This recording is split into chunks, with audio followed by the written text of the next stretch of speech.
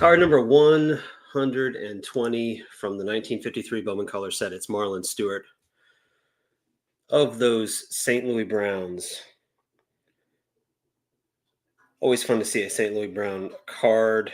The back of the card, I'm just going to read it to you guys real quick. Marlon began the 1952 season with the Detroit Tigers and appeared in 30 games for them when he was traded to the Browns. He's been in pro ball since 1940. He traveled extensively to the minors until 49 when he joined the Tigers. He went to Toledo at the end of the season, began the next season with the Mud Hens. He then rejoined the Tigers, and he remained until traded. So that pretty much tells you everything you need to know about Marlon Stewart. But hey, he has a great baseball card. If it's card number 120, it must be session number 120 of Card Room Live. No, it's not a show. It's a hangout for fellow vintage collectors. Whether we have guests or not, we try to make time to waste time looking at and talking about cardboard, and we're going to try to make that time well wasted. If you're here with us live, welcome. Welcome to all the fellow YouTubers out there, to the commenters, to the folks from social media land. If you're new to Card Room Live, don't be afraid to say hello in the chat. You are among cardboard friends. This is the live stream where everyone knows your name. And if we don't, we'll soon learn it. If you're listening to this later, maybe you're going to or coming home from work, sorting cards, looking at eBay, rolling out meatballs, walking the dog, sitting on the john, putting the kids to bed. These are all things, by the way, that people have told me they're doing during Card Room Live over the years. Maybe you're wondering if you're hanging on to baseball cards as a distraction to what would otherwise be an existential crisis about the human condition. Hey, I can understand that. Maybe you're wondering if Eddie Waitkus will come up. Probably not. Wondering what other kind of Mike Foolery we're going to get into tonight. Whatever you might be doing, I hope you get something out of it. If you want to get in touch or you have ideas for future sessions, you can email me at bowman53channel@gmail.com. You can also find me on Instagram, bowman53_Alex. And on X 1953 Bowman Color. And of course, all that information can be found in the description below. This session of Card Room Live is brought to you by Obak cigarettes. What interests you most in a smoke, everybody? Is it the price or the taste? Well, if it's the price, take note of Obak. If it be the taste, take double note of Obak. The clever blending challenges comparison. 10 for 5 cents. Obak speaks for itself. And just a public service announcement, Card Room Live does not endorse smoking. However, we do endorse pre-war. And so let's see who's in the chat. Card Room Live would not be Card Room Live with all the folks in the chat. So we've got Mike, the sports history collector. We've got Stuke, another wrench holder. We've got Carlisle from the Battery. We've got White Sox fan card collector Mitchell. Orlando, a collector's dream, is here. Diamond Gems 45. Litzy Sports Cards is here. Mike Polina. Lonely Basement Baseball Cards is here. Another wrench holder, Reindeer Studios. Peter B. Baseball Time Traveler. Killebrew 3 is here. Stephen with a PH. Mr. Don's Field of Dreams Cards is here. Everybody's enjoying a fine cigar. Maybe I should stop doing all these advertisements of cigars and cigarettes because it might be catching on too much. Pastor Craig's Vintage Cards is here. Low Grade, No Grade is here. Hodges 1455. Reese Endy Card Ranger. Larry is here. Mookie is here. The list goes on. Glad to see everybody here. We've got a guest waiting in the wings. And I want to bring him in here. So I mentioned this last time. So some of you guys might know who the guest is already. It's been sort of talked about, but I'm excited about this because we're going to be talking about something that perhaps will catch people off guard just in terms of the set, because this guy's known for a particular set. I'm going to bring him in now. Here he is, Chris from CRT Sports Cards. Chris, how are you? Great. How are you, Alex? I'm great. Thanks for jumping on here. Absolutely. Yeah, I think I reached out to you like a couple weeks ago or so and suggested we do something. I really appreciate your channel. Your channel's been around for a while, but I feel like you had like one iteration of your channel and then maybe it changed in terms of like your focus, right? Can you talk a little bit about, just briefly, like that change that you made in terms of like really focusing on T206? Yeah, so the channel's been around now for 5 years. I started doing a vlog when COVID happened. I wanted to record myself during that time period. And so I started doing like a daily series called Furloughed. That transitioned into Project 2020 content, and that was daily content. So a lot of people in the hobby knew me or know me as the guy who did Project 2020. These were Right. daily episodes of the card drops, and then that transitioned into Project 70. And so that was a good 2 years of content, if not every day, 3 to 4 times a week with website management. And I didn't get burned out. It just, when Project 70 ended, I just kind of needed a break. I Yeah. just stopped. Yeah. And so I took a good 2 years off of YouTube. And then Jeremy from SCL invited me on his show a year ago, actually next week. And that kind of got the bug into me again to do this. And so I started doing T206 content March 17th of 2024. So I'm coming up on basically 1 year anniversary of being strictly on T206. In that period of time, of course, I've done a lot of T206 work as far as building the polar bear set. Now Sure. people know me for, what I did in my arms and Yes. all that other stuff. So, Right. yeah. Right. And I mean, one of the things I really admire and appreciate your channel, that you've got that focus, and um, you're really building that set, and all of your videos are focused on like appreciating that set and just sort of finding different ways to talk about that set. I really identify with that because that's how my channel started when I built the 53 Bowman set. And people tend to sort of associate you with that, like you're the T206 guy, Chris. Like, Yeah. I'm sure you know that, and I think you own that pretty proudly. But when I reached out to you, I thought, wouldn't it be interesting if there's something else about your hobby life and your collecting that we could talk about? And I just kind of threw that out there. I didn't really have any expectation of what that was going to bring up. And what it brought up surprised me in a good way. So, Chris, why don't you? I'll let you introduce what we're going to talk about. Yeah. So the one thing I collect, and I use the word collect loosely, we'll probably talk about it here in the next hour or so, is I do collect T212 Obak cards, but I only collect Seattle Giants for the team set, and I only buy them once a year. And so it's not a focus. It's not something I search on eBay like I do T206, but Obak is my sort of secondary collection that I never talk about. And it's interesting because, and I don't think I've told anyone this other than maybe my tattoo artist. So my right arm is, of course, the cigarette packages and my favorite, from the T206 cards.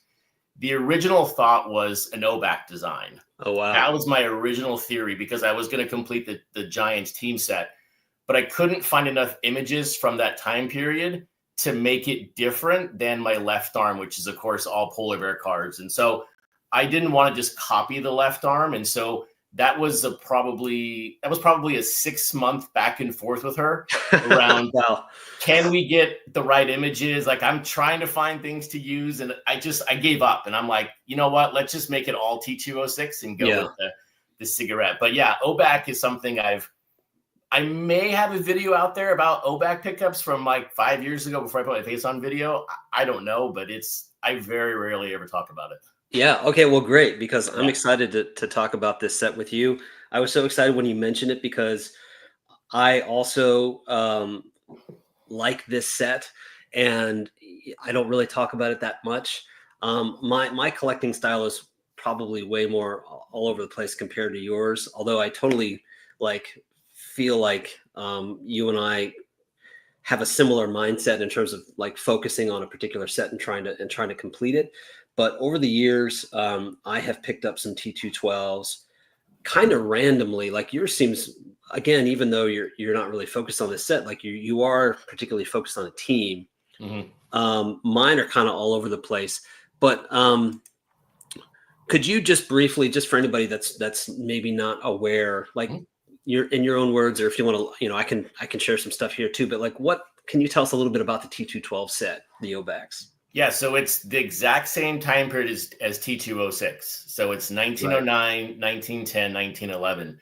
Now, one of the unique features of OBAC is there are three different series. It's very easy to understand. Whereas T206, you have to understand the backs, and that's kind of where my love of T206 is the backs of the card. Right. But OBAC is the very first year is the very, I would say, old world, or there's a different kind of font, a calligraphy on the back of the card. Right. The second year, that's where Seattle gets introduced. It's a red back. It's not a red back. It's a cigarette. It's a blue back, but it's cigarette advertisements. Right. And then series 3 is, I think, this is the first ever baseball card to have stats on the back. So on the very back of the card, there's a small paragraph of the player and a couple of years of stats. And I can only imagine how revolutionary that was back in 1912 to have stats of a player on the back of a baseball card. Right. And because if you gotta like put yourself back in that mind in that time period, like how much effort that took to like track all that information down. Like we take that for Mhm. granted. Like I can just pull it up on Baseball Reference right now. But Yeah. back then it's like, okay, I have to find all that information, compile it, and put it on the back of the card. Yeah, that's pretty Yeah. amazing. And then of course, just for the players, it's the OBAC, but it's OBAC tobacco, and it covers the Pacific Coast League basically of on the West Coast. And I think they call it the Northwest League, but I consider it more PCL than the Northwest League. Right. Okay. So I'm going to ask you one more question, then we should probably take a look at some cards because Yeah. people are going to get antsy. What's I mean, I kind of get a sense of this already, but like what's the story behind your interest in the T212s? Like when did you first learn about them? And was there like a card that you decided to get that kind of got you thinking about building like that team set? Yeah, so it was actually the same time, the same national, I bought my first ever T206 cards. Wow. So Okay. I went there with the idea to buy T206. I wanted one Chicago player for the Cubs and one for the White Sox. Little did I know what that would mean for me in 2025 now. But at the time, I discovered that there were Seattle cards from this time period. And you don't think of baseball, you don't think of baseball cards being around in the West Coast in that time. You know, baseball T206 is basically an East Coast sport at that time. Right. And I also learned at that time there were Chattanooga cards in the T210, I think the old Mill series, I think the T210, but there's Series 8. And I've learned over the years that that year that those are very rare. I could never find one. But I found these Seattle cards at random dealers at the 2019 National, but they didn't stick with me. Like I picked up the T206 cards and I immediately loved them. I thought they were really neat. I haven't put them down since, but the Seattle cards were cool, but I only bought them because they said Seattle. And it was sort of a cool side mission, but they didn't draw me in, even though I do like them at times better than T206 from a connection perspective. They didn't hit me like T206 has. Okay. So do you want to share at least like maybe one or two of those? Yeah. Like you first picked up? Yes. Oh, the first ones I picked up. Oh man, that's going to be okay. Let's see. I looked at my photos. Let's see. What's interesting in OBAC cards is they're very similar at times to modern cards, and I don't think they knew what they were doing at the time. But it's man, I look back today at my photos of which my card is Raymond. Where's he at? Here he is. So this is my first ever, one of my first ever T2Os or T212s, and I like OBACs more because of the backgrounds. I think they're more colorful than the T206s are. And Yeah. this is a series 2. And so you have OBAC mouthpiece cigarette. And then the middle part is key, distinctive. There are back parallels to this set. And like I said, it's very modern-esque because of the different parallels. So right. One of my favorite ones, and I'm not a PSA fan, I'm more of SGC, but I picked this up years ago, and it's like super old school numbering, like 017. I don't know. Oh, wow. Yes. Yeah. Yeah. Like it's super old. And so this is a good example of a series 3 with the back with the blurb of the player and then some stats. Oh yes, yeah. So Fantastic. yeah. But like the front of it though is like beautiful, like that sky, like that. I mean that background to me is amazing. Yeah, I mean the one thing that's always, I mean, I love T206, and I have yet to get one, which is like my great shame. But Yeah. I always think that this set and that set have some of the most beautiful cards. But T206 gets all the love because it's all the East Coast players and the players that everybody knows. Yep. Whereas this is basically Pacific Coast League with a lot of players, and like maybe a handful actually made it into the majors or maybe even the minors, but most of them are not household names. But there are absolutely beautiful cards in this set. Like, what do you think are some of the distinct differences between the two, just in terms of looks? As far as looks, to me, it's the background of the players. You find more trees. Like you see stadiums in T206, but a good example is, let's see. That one's all damaged. But I mean, something like this, it's very similar to Raymond, but I mean, it's just it's very pure. It's very, how would I say it? It looks like you would expect a Northwest card to look. Okay. Yeah. That's the best way to put it. So, but they're exactly the same size. They feel the same. I think they're made by the American Tobacco Company or something to that degree, or I think they're connected, but they're just very different. Oh, that's interesting. I don't know if I was aware of that. So you mentioned that you really only look for additions when you're at the National. So where does that sort of self-imposed rule, where does that come from? Yeah, so I'm very disciplined when it comes to only buying one set at a time or one card at a, like I'm only buying T206. Like my goal right now is the 520. Like and I use this, and this sounds very meta, but like I'm 42. I know in 3 or 4 years I'm going to complete this T206 set, and I'm going to have another 30 years to collect. I'm in no rush. I cannot stand clutter. I can't stand one card here, one card there, 4 cards here. It doesn't make sense to me. And so at the National, it's a way for me to just, and like if you ever meet me at the National, like I just walk all 5 days. Like I just scour tables. I have my head down and I'm just walking. And so I just like to look at the cards. And these Obaks, even though they're not expensive, they're not available for sale all the time. Sure. And at the National is the best place to find them. And so I really only once a year, I look for the cards and see, like, I think I'm 4 cards from the team set, but I have zero interest right now to look for them on eBay. Right. Well, there's maybe something also special about finding it that way, as opposed to just like clicking on it and making the purchase. Correct. I mean, this is how weird I am. I completed a 1971 top set in 4 days at the National in 2021. Wow. Yeah. All the high numbers too, like the whole thing. Wow. And like, what prompted that? Like, was that your like goal going in, or did that just sort of happen over time? So the love of 71 tops came from Project 70. Okay. From that black border. And then that Wednesday afternoon, I guess like the preview day or whatever, for the National, I saw a seller or a dealer had like a half set for sale.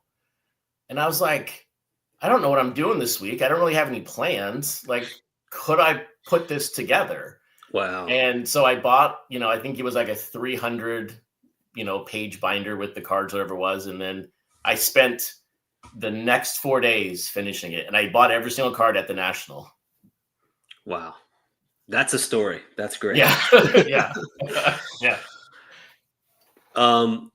Before we continue, I have to give some notice to the terrible puns that are building up in the chat. Right. Sounds good. So here are a few of the highlights here. So AC/DC, Obak in black. There you go. Baby got Obak. Let's see if I can find a few more. Obak Street Boys.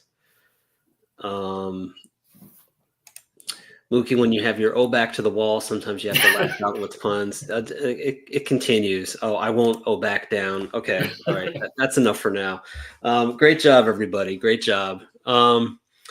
So I think Chris, I feel like this is a set that gets overlooked. I kind of already mentioned this, but I think it's worth talking about because there aren't a lot of names in this set. There are a handful like Buck Weavers in this set. Mhm. And there's like quirky stuff like the player 10 million. Mhm. But if you were talking to somebody about this set, what's one like mindset that you think somebody could take into this in terms of like what's a reason to get a T212? Wow, a reason to get.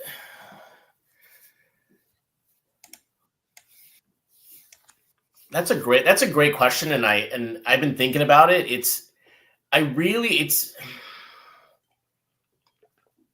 relate it in a way to people living on the West Coast in 1910, like I said a second ago. I just think it was a different lifestyle back then, and these cards connect to that lifestyle. Yeah. That's an indirect answer, and it's not really going to make someone buy the card, but it was just different back then, and these cards speak to a different baseball game, and same with T206. But I don't know if I really have a great sales pitch for T212, other than if you live from the West Coast, you'll like it because it's that league of your part of the country.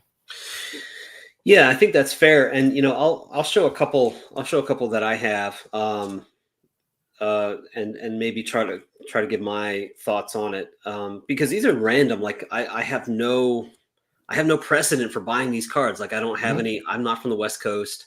Like I have no personal ties to any of these players. I just like the looks of these cards. So this is 1910. Willett looks like he plays for Vernon. Okay, yeah. This is little blown out here, but this is a beautiful card. And I'm just drawn to the artwork. Here's another one that's to me pretty striking. This is Keener. Looks like he's played for Spokane.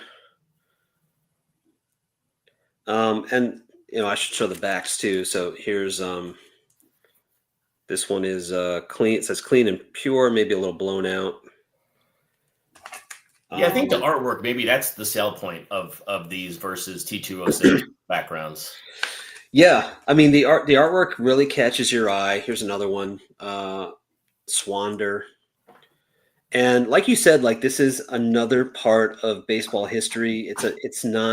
It's not major leagues, but it's still relevant. And I'm reading this book on Lou Gehrig, and they mentioned this in the book that around the turn of the century, the country's changing, industrialization is happening.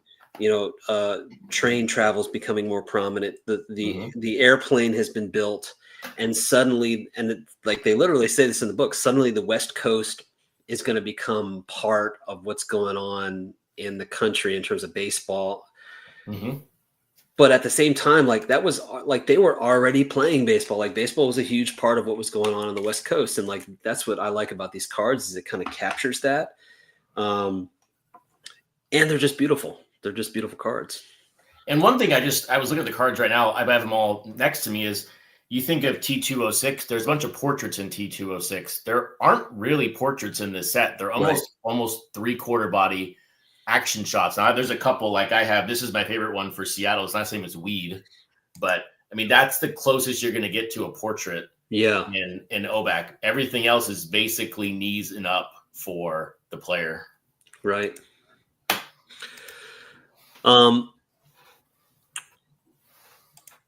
So I mean, this is kind of a general question for you. You're mostly focused on T206. You're kind of doing a little bit of Obak here. What is it about pre-war that keeps you focused on like this portion of what's out there? Because obviously there's so much, and you've kind of hinted at this a little bit already that you don't like clutter, and you like focus. So what was it about T206 maybe that like got you to center in on that so strongly? I want to touch history, and I can never ever go back to 1910 and see these players. Right. But these baseball cards existed when these players played the game, and it's sort of my way to connect with that time period. And that's what draws me into pre-war and keeps me so focused on just learning about these players and learning about the game, because Right. I can't go back, but I Right. can get there through the baseball card. Right. Makes sense.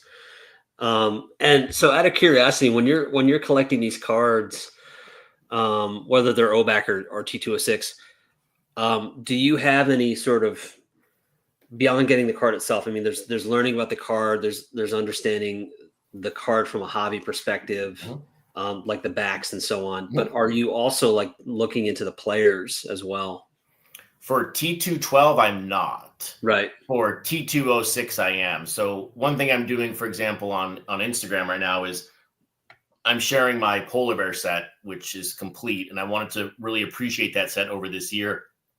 And so I'll do a post a day or every couple of days, and then I will provide an excerpt of the player, or I'll read about the player, and then I'll post about the player, not just here's this card and hit send. Sure. So yeah, I thoroughly enjoy reading about these players and learning about them. Like Bugs Raymond, for example, that's a T206 player, but I mean, the guy was an alcoholic. Like, he was an amazing player, but like, he was a complete drunk, you know. Hunky Shaw, you know, he's a T206 player. He's from Washington. The greatest card, I mean, one of the best cards in T206, but he only has one career at bat. So, Right. you know, stuff like that. So I thoroughly enjoy researching it but I need to do that on T212. I'll do it in time, but right now I have not done that. Right. If you, I mean, this is kind of a terrible question, because you're right in the middle of the beast. But if you were to change your focus at some point beyond T206 or this sort of small build that you're doing with T212, what do you think it would be?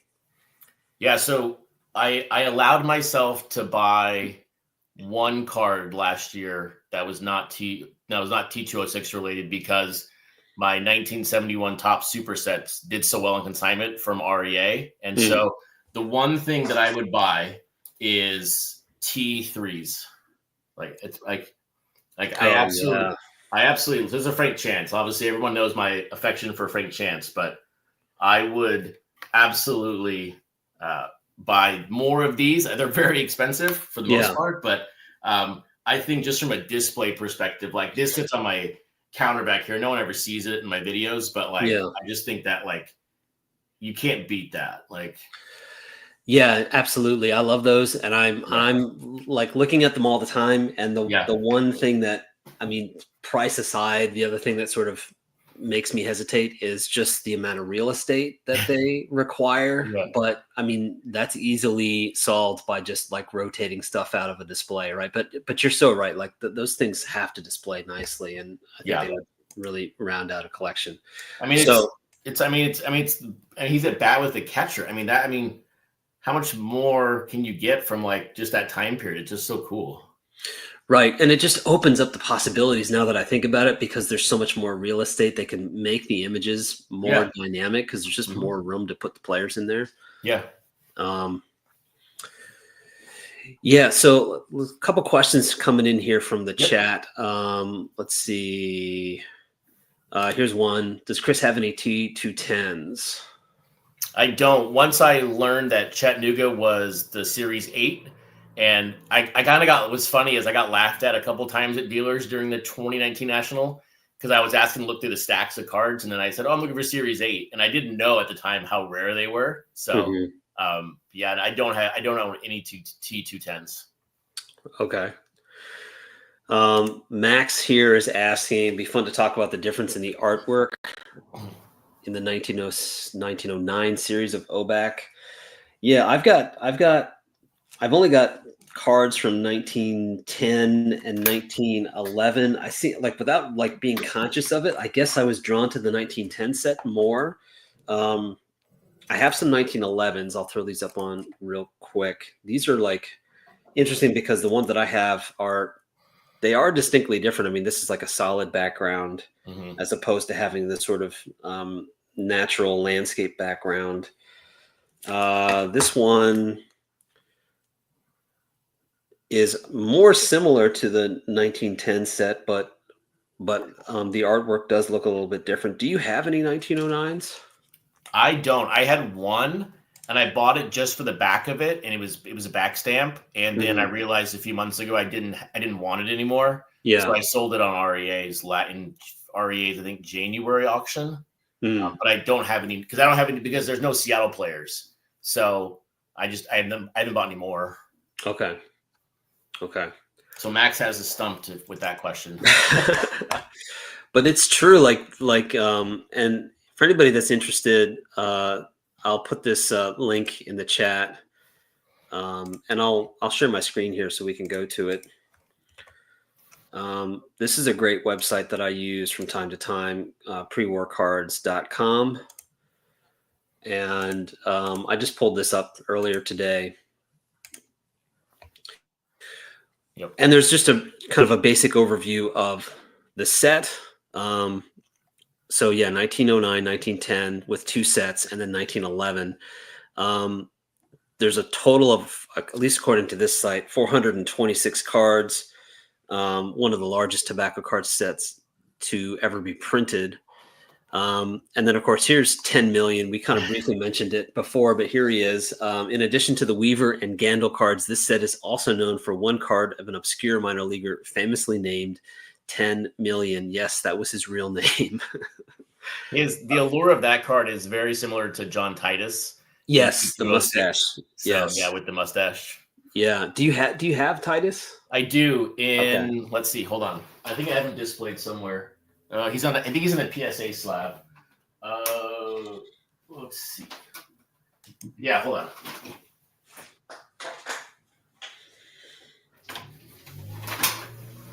Yeah, so here's my. Oops. Yes, there he is. Wow. There's my tie. It's got a crease across the front of it, but it has it's obviously polar bear. So great. Yeah. Nice. That's the distinct backs. How they look. Obviously the Series 1 backs. Right. Yeah, I noticed I don't know if it's the 1911 set has a really different look to them in terms of the backgrounds. They went with more sort of solid color backgrounds instead of the sort of nature backgrounds. But yeah, like one thing. Here's a good example of like something you won't find in T206, but it's subtle. It may not come through on the video, but like this is a green background, but you can see the different greens. Like yes, there's a design there on purpose. It's not a fading of the color. Right. So that's something you won't find in T206.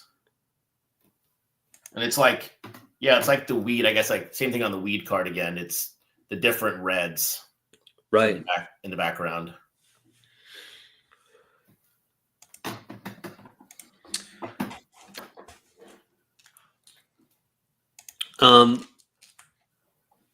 Let's see. So another question from Mike. Good, Chris. If you like pre-war, is it just the 1900s? Why not the 30s into the 40s? There's something I don't collect 30s or 40s cards.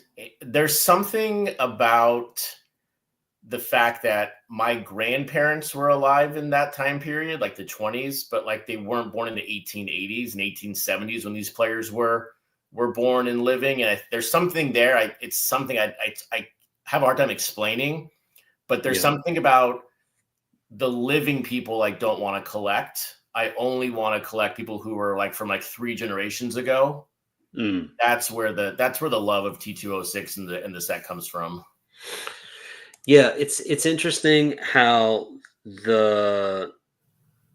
those players have more of a mythology to them in some way. Like I remember a few years ago, there was a really quick video circling around the baseball community of Honus Wagner, and it was like footage, and they had sound, and they, and he answered a question or something. Mm-hmm.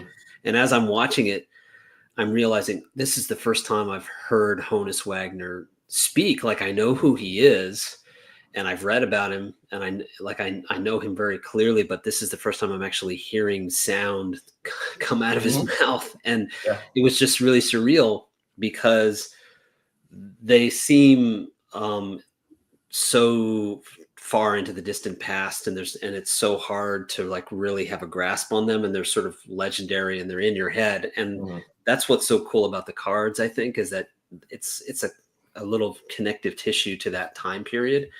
Yep. Whereas it's not hard to find footage of Babe Ruth or Lou Gehrig. I mean, that is now like well worn territory, but like this era is still got that sort of mystique to it.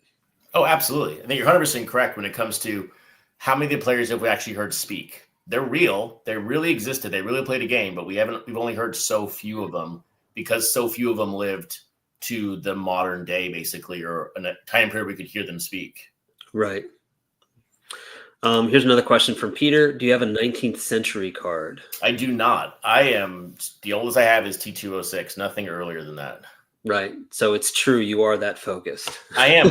And I don't know anything about anything other than T206. Like I watch other channels like just to learn, and I'm like, that's really cool. But like, I can't bring myself to buy another card because I feel like I'm only hurting my progress with T206. I'm probably an addict at the end of the day, like at its core, because like I can only do this one card set. But like if I spent money on another card, I would only think about I could have added one more card to my T206 set. Yeah, I was the same way when I built my 53 set. I only ever got, I think, maybe 2 cards other than that set while I was building it. One was the 49 Bowman Jackie Robinson, and the other was this card, T212, just because I think in part because I was so focused on that set, looking at other cards and watching other YouTube channels and learning about the rest of the hobby. When I saw this card, I just loved how much of a departure it was from what I was collecting, and it was sort of tempting to look at it. Yeah. And because T212s, generally speaking, are, they're not going to break the bank. And so it was just like too tempting not to do it. And in a way, I was just sort of like testing the waters of like, what's going to happen when I finish building that set? Because, that set's 160 cards. It's not hard to build. And so getting that card was just sort of me looking into the future. But other than those 2 cards, like I didn't want to not get something to finish building the set. Every time if I was going to get another card, like yourself, I would feel guilty that like I'm not focused on that build. And I tried it one time. I did buy a T207 card. I'm like, oh, this is years ago now. And I was like, oh, I think it was Rube Marquardt, or it was a known player. I got it like on REA or Heritage. And I got it in, and I'm like, this is dumb. Like, I didn't like it. I was like, what am I doing? Like, I tried it as like 1 card, I'm done. You know what I mean? So yeah, and so similarly, I got a few like 54 Bowmans, just like, oh, I'll try something else. Like, this doesn't feel right. Like, this is not me. So I got rid of them. So here's another question for you. What advice do you have for somebody who's potentially interested in pre-war, but they're kind of in the early stages of getting familiar with it?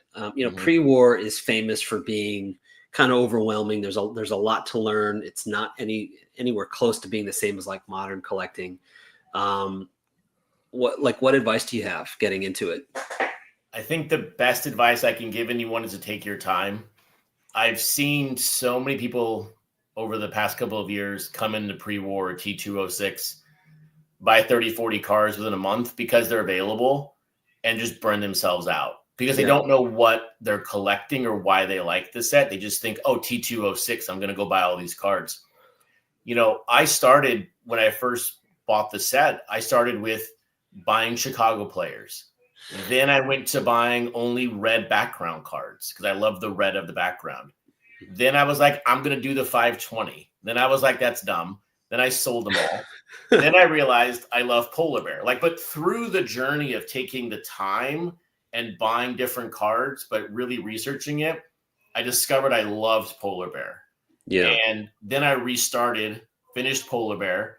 Then I spent 6 months, right, doing upgrades. And then I was like, I'm going to do the 520 now that I'm at this point of the T206 collection. But I just say take your time, research it. There's so many nuances of the set that if you just rush into it, you're just going to get lost and you're going to feel like you wasted money because they're available. Right. And also it seems to me, Chris, like you got into it with something that was like at the core of what makes you interested, which is that you're like looking to strengthen this connection to a time that you're not from and that you're drawn to. Like that's, to me, that sounds pretty powerful. Like it's not just random. Like there's something that keeps you going back to it. It does. And it's the reason why I say a lot to everyone who's buying or who's new to T206. And I say buy cards raw. Touch the card. Touching something that's 115 years old is, to me, a powerful moment because it's a different age. Right. And that card you're holding today is going to look far better than you when you're 115 years old. Yeah. So and people go, well, buy graded. I'm like, yeah, but it's modern day plastic, right? You want to buy a Ty Cobb, sure, buy it graded. Don't get me wrong on that. But right.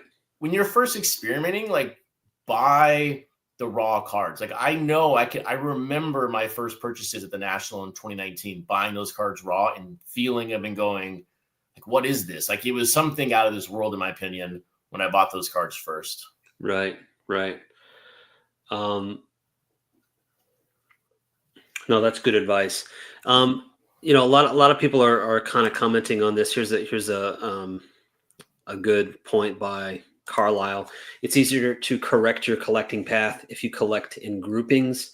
Mm-hmm. That makes it easier to resell if you change your direction, whether it's like Hall of Famers or team sets or portraits. Correct.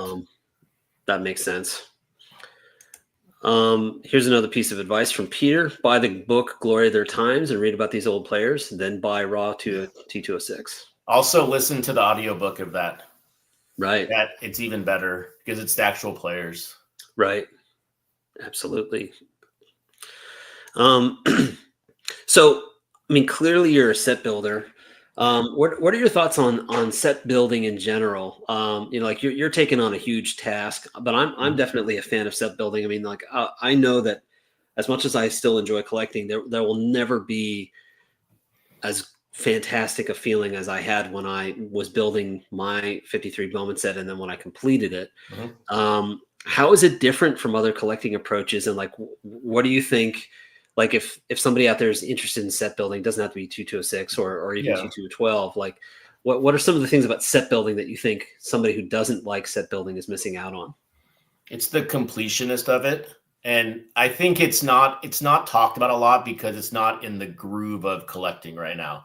Yeah. I'm a big believer that it's cyclical. Set collecting will come back. I think in not so much compared to what it is today, but maybe 10, 15 years. And so I think it's also about that journey. It's about learning about the set. I mean, because not every set is 100 cards and you can go buy them all from packs, whatever it is. But I think it's a cyclical part of the hobby that will come back, in my opinion, in the future. Right. Right. What is it about set building for you that keeps you focused on it? Like, what is it that you like most maybe about set building? Man, it's the journey. Yeah. Like it's not something like I can go buy a Ty Cobb right now if I wanted to, but it's a 1-day mail day. Right. Whereas like if I spend the next 4 years building my 520, because I'm at 302 right now, that's a story, right? That's a complete journey. And then you add on my 2+ years for Polar Bear. So that's a 6-year journey. So it's just, to me, it's a story versus just a random mail day, because anyone can just go buy a card right now. And then the next day it's like, oh, what am I going to buy next? So, Right. I had a sort of a personal ritual when I was building my set where when I got the card, I would take some time, read about the player, learn more about the guy. I would make a video just about that player and the card. And that's the videos that I'm using at the beginning of Card Room Live now. And that card would be on display for at least a couple weeks. And it was just sort of like taking the time to appreciate that card and the fact that it was now added to the set. And so I have like really strong memories about each of those cards.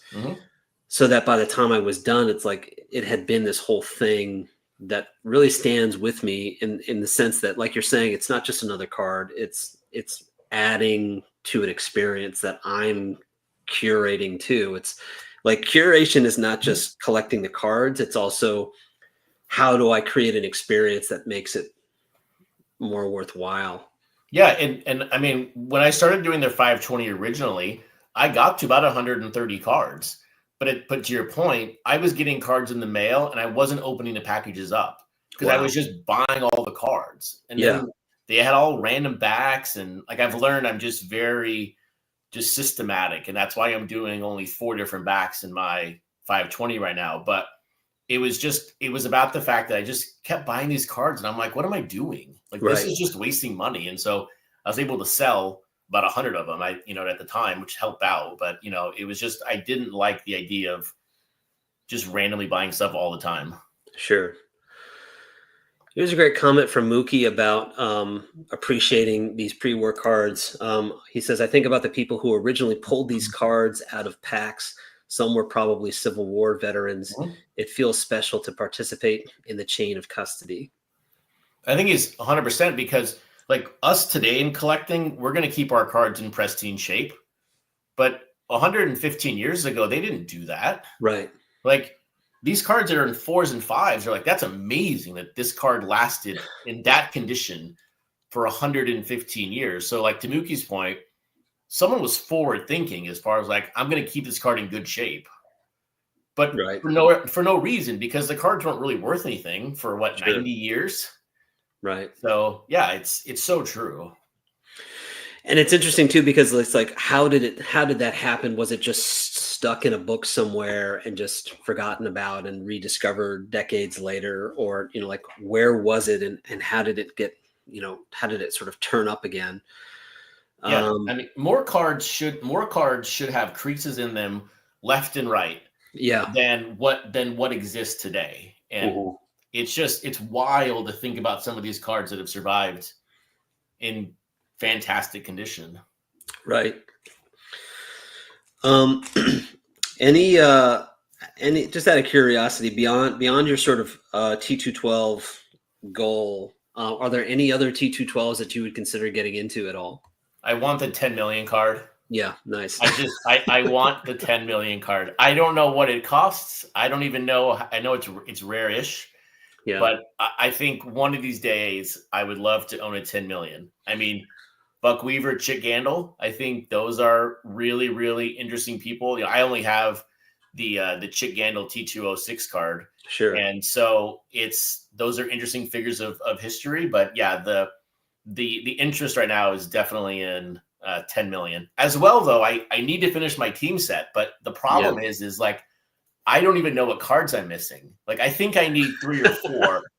like everyone knows that like I'm super organized in T206 and I know almost everything I need to for my set. Like I have these cards and there's only 30 of them because I have some different backs on them, but I don't know what I have. And like, that's how focused I am when it comes to T206. Like they sit on a shelf to the side over here and like I very rarely touch them or look at them.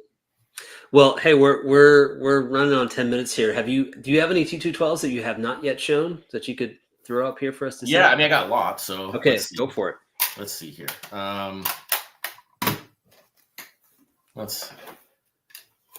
Here's a cool. Let's see. Where's Crookshank? Let's see. This is my best graded one. I just love his last name, but it's a SGC 5 with Crookshank. Nice. I just bought it because of the last name. I love the last name so much, but I was, for Seattle. I've shown Weed. I love the last name of Weed just because. Here's let's see if I can find this real quick. Hold on. I put these in order on purpose for this. Okay, so this is where I'm gonna get in trouble with Obaks. So and I know what I'll do, but this is Shay. So there's 2 cards, but they're different. So this one is Speak for Themselves. Sure. This one is Perfect Aroma. Like, number one, like Perfect Aroma, like that's so early Americana, like a slogan. But like I think there's like 36 different slogans on the back of these cards. But just like T206, there's not many that are no card I think has them all. But I need to research what players have what for Seattle. But like here's one more, like nothing like them. Nothing like them, yeah. Oh yeah, here we go. Like convenient, sensible. So it's not a surprise that like I'm drawn to another set that's really about backs, right? More so than the front. Like I'm a back guy at the end of the day, and here's one like Marvelous Blend. Yes, I've got one with that too. Yep. Yes. Here we go. This one, yeah. This is for exacting smokers. Like you're like high quality. If here we go. This is another one. Yeah, this is how many there are. This is crazy. So surpass imagination. And then this one is just stand the test. Like I don't know what half of them mean. Like, what are they trying to sell? But yeah, right. And also that they went to the trouble to have so many different ones. Like, it's a lot of extra work. Here, none better. And it wasn't like you can print these on demand, like back like you can today. High quality. Let's see. Oh, here we go. Manufactured to excel. Like literally, and the cards too. Exactly. Stand the test. Oh, here we go. Here's another one. Always a pleasure. Like, wow. Yeah. So I mean, like they're cool. Oh well, yeah. Distinct. Like, and then you have basic ones like distinctive. So.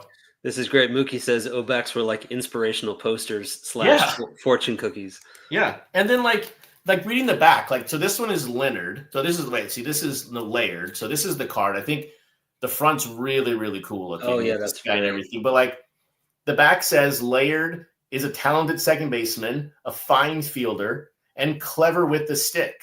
Is one of the fastest and best base runners in the league. Like that's who Laird is, I guess. I guess he was fast. I don't know. So there's just cool things to read on the back of the cards too. Absolutely. I'm going to read this one of Dashwood, who's a catcher. Okay. I really like how these are written. So Dashwood, the best throwing catcher in the league, period. Yeah.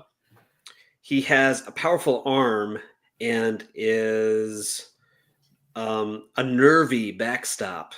He hits fairly. He hits fairly well and has good judgment on the bases. Like, that's all you need to know about Dashwood. It's great. Yeah. And yeah, just I wonder who wrote these. Right. Like who did this? Why they do it? But also like who thought about putting stats on the back of a card? Right. Right. That's just the fame of T206 was all no stats. But somewhere in Obak, they're like, let's put stats on the card. That's a good idea. And look where we are now. Now we want all the stats on a card. So right. Excellent. So Chris, we're just about out of time. Any last thoughts on T212s or on set building that you want to share? Do it. Enjoy it. It's fun. I promise you won't get tattoos. Like you have to be really crazy to do that. Like, don't worry about that. But I recommend pre-order for everyone because it's a different time period and set collecting is fun because it's a long journey and it doesn't end tomorrow. It may end in 5 years, but it doesn't end tomorrow. Right. And that's actually good because it makes the fun last, which is what it's all about. Absolutely. Fantastic. All right. That's a great note to end on. Guys, if you enjoyed this live stream about nothing, give it a thumbs up. Chris, thank you so much for your time and for your cards and for your knowledge. I'm sure everybody is already following Chris in here Absolutely. I totally agree, Mookie. He is an asset to the community. Thanks, If you're Mookie. not already following him, look him up, CRT Sports Cards. And he's also on Instagram. So, Chris, thanks so much for your time. Thanks, Ox. I really appreciate it. Have a great one. All right, guys. Have a great night.